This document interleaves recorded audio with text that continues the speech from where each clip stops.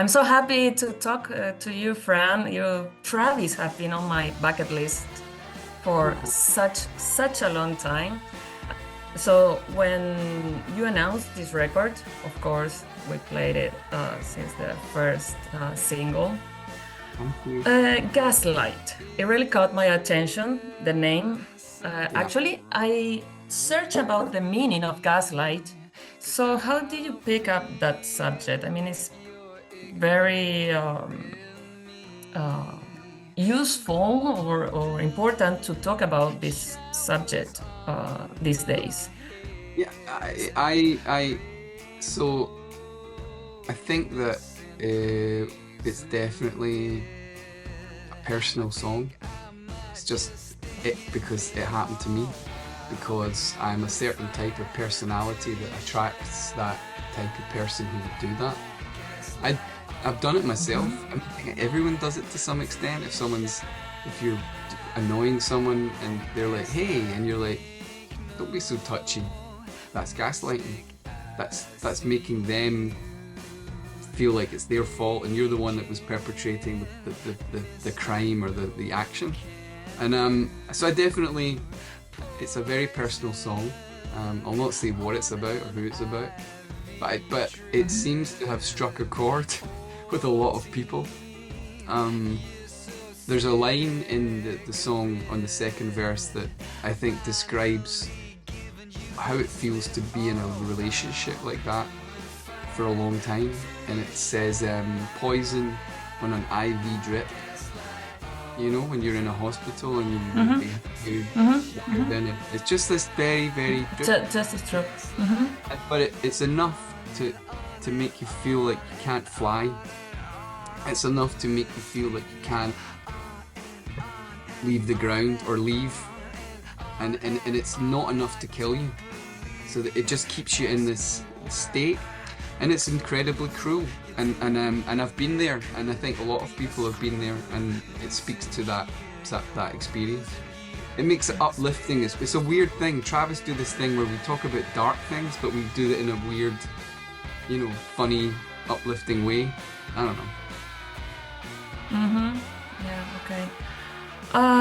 Talking about this last latest years of the band, Hmm. I knew that a lot of things happened in the Hmm. band and also in your personal life. Was Yeah. this recording, composing process like a kind of therapy to you, or was it more like a debate? I mean, to do it or not to do it, to put it or not to put it into a record. I mean, it's very Mm. personal. Yeah. So when you're writing a song, or like um, I'm just always trying to find a good melody first of all. The melody is always the most important thing, and Mhm. then once you find the melody, you sort of you keep singing it and singing it until something comes out, until the truth comes out. It's what you're looking for. You're looking for a good melody, and you're looking for something that's honest, that you're maybe even not aware of from your unconscious self. And it, and but you have to keep, if your melody was da da da da da da da, right, you would go again Mhm. and again, da da and go and go and go and go until the truth comes out. And when the truth comes out, you can't mistake it, because you have a visceral reaction to it. You get like goosebumps, um, and you feel like, because the truth feels like nothing else. And so therefore you've got a melody, you've got a bit of truth, and then you sort of, I think if any skill is involved in songwriting, it's just being able to have the confidence just to push, and like, it's like dough, it's like you get two pieces of dough, like to make bread or pizza, and you put them together, and you stretch it out, and you make it, Stretch it. you can make it into any shape, like uh like four notes. You could Mhm. go da da da. In fact, 2 notes, right? Take 2 notes. You can make those 2 notes into a song, into a jingle, into a symphony. You can, and they have, you know, the da da da da da da da da. That's 2 notes, and that's a massive piece of music that we're all still very aware of, hundreds and hundreds of years after it was written. But it's all just based on 2 notes. And there's something, again, this is interesting with classical music, where music draws something out of you. And I'm always interested in what it draws out of people. I seem to feel like if the music or if the melody is powerful enough, it pulls the truth out of you. I don't know if you've ever been listening to a song and just cried. And you a lot of times. Yeah, me too. I was driving in my car last week, and you spend a lot of time in the cars in here, and put on Madonna, True Blue, the album that I listened to when I was 12 years old. I hadn't listened to it in 40 years, and I became overwhelmed and start crying. Like, just it caught me by surprise. I'm like, it's Madonna. Why is this happening to me? You know, but it's not the song. It's the memory. It's the feeling of your youth. It's the feeling of all the people who existed when you were a child. All of the memories come back, and it's overwhelming. And it's the truth. You know, it's really lovely. But music is so mysterious and powerful and magical. And yeah, so to be able to sort of, and then you get to go into the studio, and that bit's nice for 3 weeks or 4 weeks, and then, you know, but most of writing songs is patience and never stopping, just keeping on chip, and eventually you find the thing. And anyone can do that, but it's patience. You're living in LA now, right? At the moment.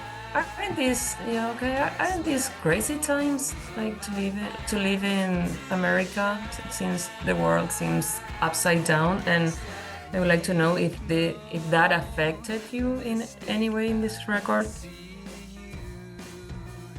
LA is quite a place to live right now. Although I don't know, the Olympics are coming in 2028, so I don't know what they're gonna start moving people out. All the homeless people are gonna be disappeared, and I'm like, I feel in a state in California, which is the biggest gross domestic product of, it's in the top 3 or 4, I think, in the world, over countries.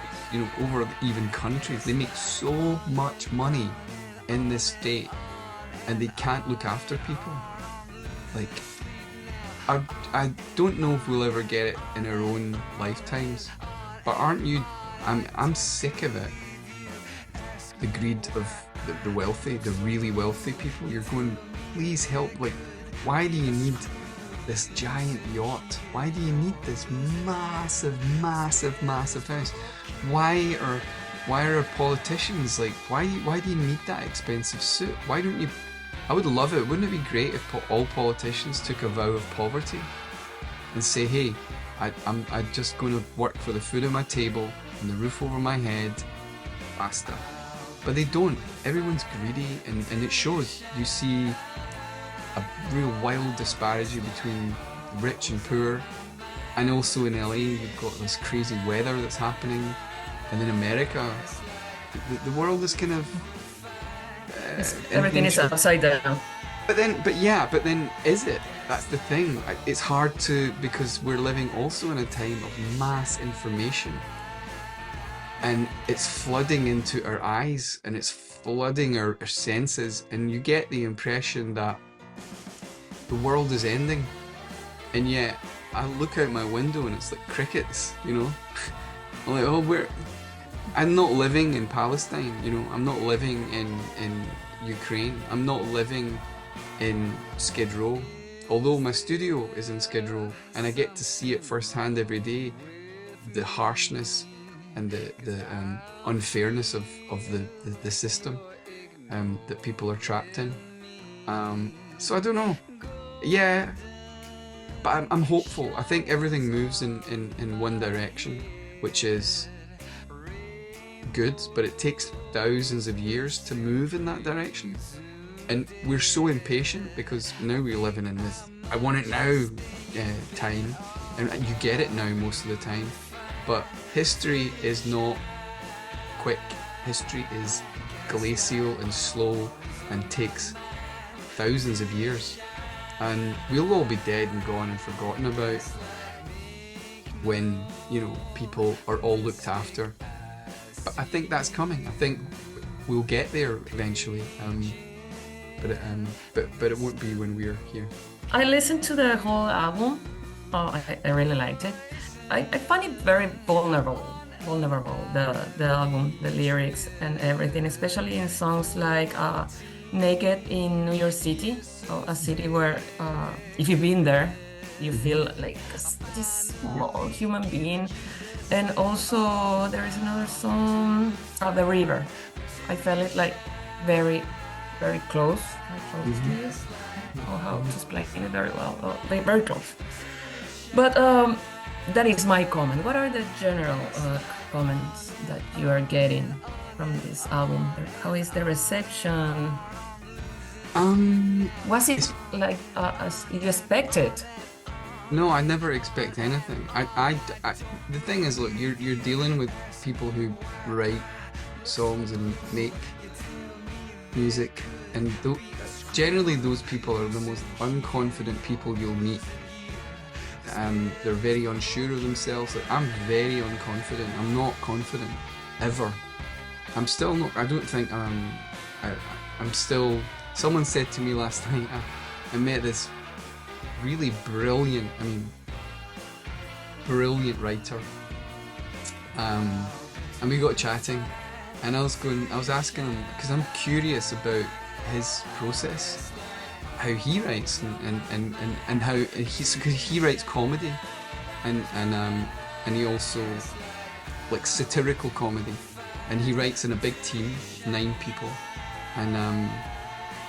and he was saying, he's like, I was like, I love, you know, the similarities of music and writing, or especially writing jokes that make you laugh, and music that makes you cry.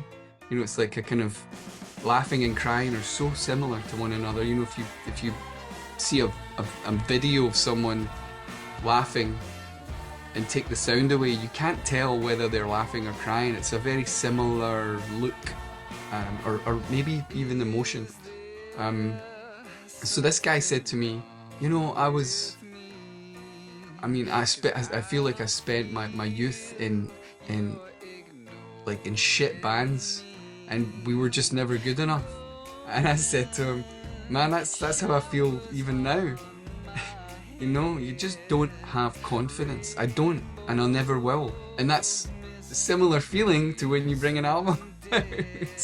You're like, if you're really vulnerable, you're fucking really, it's a vulnerable act, and not enough, you know, I don't read reviews, like, forget it, but I've read enough reviews to know what a really bad review is. It's awful when that happens, but I don't think enough is,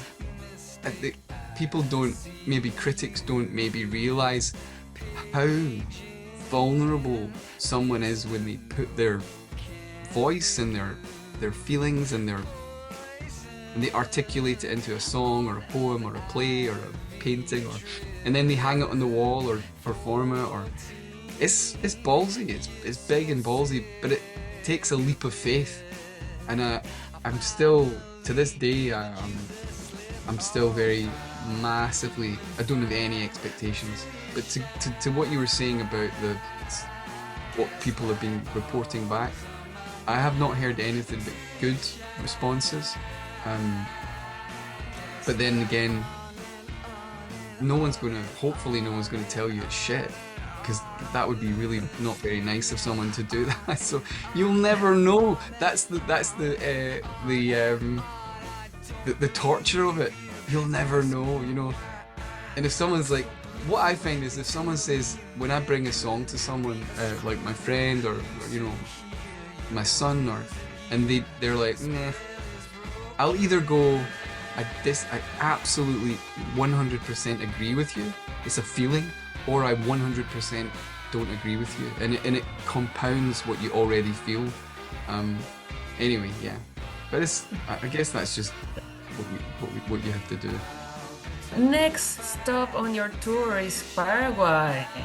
So we are next. What are to the show? Sorry? Are you coming to the show? Yeah, I'm going to the show, and I'm going to Argentina also because Paraguay wasn't announced, so I bought ticket for Argentina, and so I'm going to both. Don't worry, it's fine for me. So, what songs are going to make it to the set list? What are we going to hear? I think a lot of the new album and the classic, but any surprises? Anything that you would like to mention? You know, every night is a surprise to me, but it's not about the songs. It's more about what happens between the songs. You know, when you talk to the audience, or I don't write anything down. I like this. I like to be spontaneous, and see what happens. I